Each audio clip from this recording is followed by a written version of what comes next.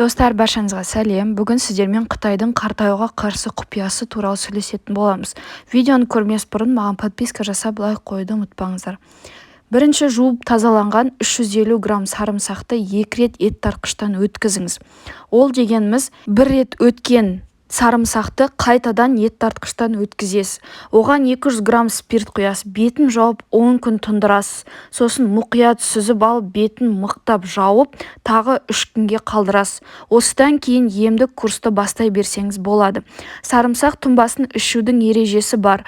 Бөлме температурасындағы 30-50 миллиграммнан сүтке белгілі мөлшердегі сарымсақтың тұнбасын қосып, астан жарты сағат бұрын ішеді. Тұнба мөлшері мен ішу тәртібі мынандай. Бірінші күн таңертең сүтке 1 тамшы ғана тұнба қосылады.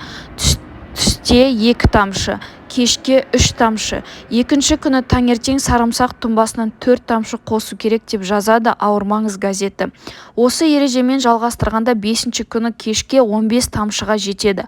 6-ші күні таңертең тағы да 15 тамшы қосасыз. Сонда бастап тамшы саны азая береді.